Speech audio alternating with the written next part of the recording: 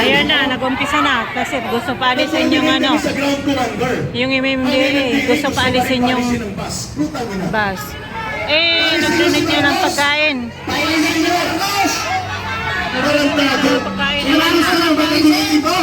Ayan na. Mapayapa ang protesta na ito. Kinagatungan nyo na magkagulo. Gusto nyo i-occupy namin talaga ang kalsada. Sige! Hindi pwede yun. Makinig kayo. Ang sabi ng polis, binibigyan kami ng lane na ito. Pero mamaya alauna, 30,000 ang tao dito. Ano ang ibig sabihin na aristuhin nyo? Tarantado. Di ba? Alam nyo, dapat coordinate kami. Galit na, galit na. Kayo, ang may pinakamalaking ghost project, correct? Dito sa Metro Manila, correct? Ayan. Billion, 100 billion. Billion ang Ayan, MMDA. Aharangan nyo ang protesta ng tao. Sweldo nyo galing sa taong bayan.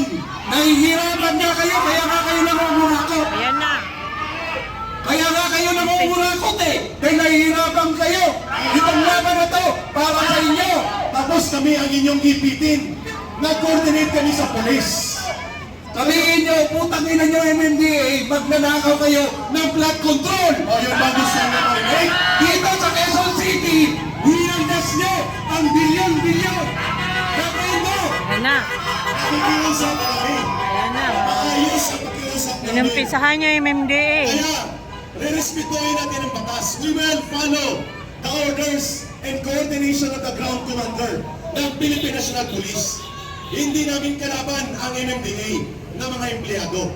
Pero ang namumuno sa inyong bulok at magnanakaw, ang blood control ninyo ay bilyon-bilyon. Kaya napipilitan ng MMDA dumiskarte sa lansangan. Naintindihan natin yun, pero hindi natin yan tinotolerate. Kaya wag na kayong magpapogi pa kay Marcos, putang ina. Iharang namin ang dalawang bus. Ano gusto nyo? Iharang na namin ngayon ang bus? Huwag kayong mag-provoke, MMDA. Huwag kayong mag-provoke ng gulo. Huwag kayong mag-provoke ng gulo. Mapayapa yung rally na to. Huwag kayong mag-provoke, MMDA. Huwag kayong mag-provoke. Tahimik. At mapayapa ang rally na to. Kaya huwag kayong mag-provoke, MMDA. Gulo yung hinahanap nyo, gulo. Iwasan nyo na MMDA, gulo hinahanap nyo. Okay? Kumalma kayo. Tahimik ang aming pagrarally. Okay, file. Tatay Ben, thank you. Councilor Rani and Ma'am, salamat ha. Hindi alis ang bus. Stay put. Ang mga pagkain doon sa dulo ng galeriya, pagkain ko yan galing kay Governor Chavit Singson. Ang putang ina sabi niya, wala akong pakialam kung si Chavit Singson yan. Alisin mo yan. Sabi ko, tarantado ka ba? Gusto mo ipagitna namin ng bus? Olokoy. Walang hiya talaga. Anyway, kalma na tayo. Kalma. Kalma, baby. Kalma. Baby, kalma. Okay? Yes, kalma lang, kalma lang. Kalma, baby. Huwag kayong magpaprovoke dyan sa MMDA na yan. Tatay Ben, Pira, thank you so much. Mga kasama kong mga Pilipino na nakikinig ngayon sa buong Pilipinas. Huwag kayong mag-ano kasi ngayon, September 21, inano talaga ito ng rally dito sa EDSA. Kayo mga hatak kayo, MMDA. Hindi tama yan. Nasa tabi lang yung truck. Ayun o, yung truck na may pagkain. Gusto nyo pang kumpiskahin, gusto manghilain. Grabe naman kayo. Rally ngayon. Grabe ang pangaano nyo, pang-aapel sa bayan naman. Pagkain na lang ito ng mga nagarali. Rasyon lang ito ni Chavit Singson. Para ganyan ninyo. Sa pamumuno na walang kwentang presidente, hindi nga niya alam kung anong problema sa Pilipinas. Anong problema ng ordinaryong tao. Wala na. Ito po, ngayon ay September 21. Nagdeklara po ng martial law ang kanyang ama. Ano ang ginawa sa diktador? Ninagaw ang kaban ng bayan ng mga Pilipino. Tinago sa ibang bansa. Kahit yung mga cronies ni Marcos noon nagnakaw. pati yung mga political allies ng mga Marcos ng nakaw. Ngayon, nandito, bumalik ang pamilyang Marcos, nagnakaw din ang anak. Hindi! So kung nagpadala ng tarpaulin, ilagay niyo dyan at gagamitin natin yan mamaya kapag tayo ay nagpagabi dito. Kakainan na Higaan natin yan mamaya. Okay, balik mga kababayan. Awitin natin ang pambansang awit. Sige, magprograma tayo. Ang mga nasa bridge, nasa footbridge, sumama kayo sa pag-awit ng lupang hinirang. Okay? Sandy Suleiman, sir, can you lead the song Lupang Hinirang before ang kanta mo? Pambansang awit. Sige, everybody please, can we close the gap? Lapit po tayo. Hindi kayo titirgasin ng mga pulis, don't worry. Hindi po sila mang titirgas ngayon. Day off ang tirgas ngayon. Day off. Ulitin ko lang na day off ang tirgas ngayon. Okay, balik sa harap. Okay? Wait lang natin. Ang bandila, brother, dito sa harap.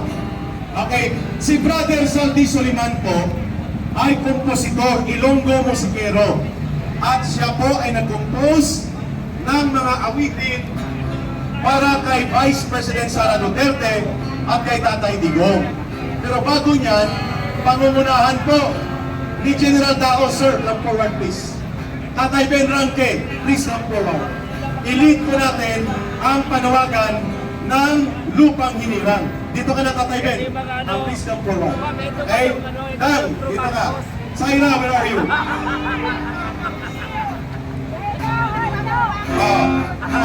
Wait lang, Brother Sandy. Ang hindi pa kumakain, bastante po ang inyong lugaw. Hanggang magdamag po, lugaw sa tanghali, lugaw sa ating gabi, lugaw sa madaling araw.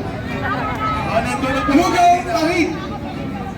Okay, huwag na kayong tumawin ha. Gano'n po mamaya, ready na yun. Okay? Ang walang pagkain dyan sa mga tundo, sa mga baseko, nandito po may pagkain sa EDSA. Lugaw sa tanghali, sa hapon, sa gabi at sa madaling araw. Okay, everybody please, come closer at awitin natin ang Lupang Hinirang.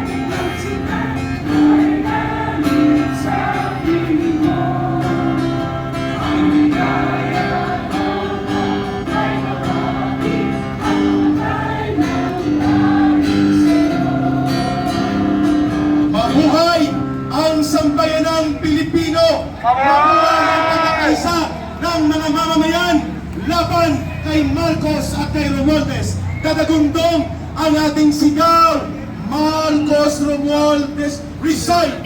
Sige nga! Marcos Romualdez Resign! Marcos Romualdez, resign! Marcos Romualdez, resign! Marcos Romualdez At ang panawagan ngayon ng taong bayan, September 21, araw ng paglaban, araw ng pagtindig,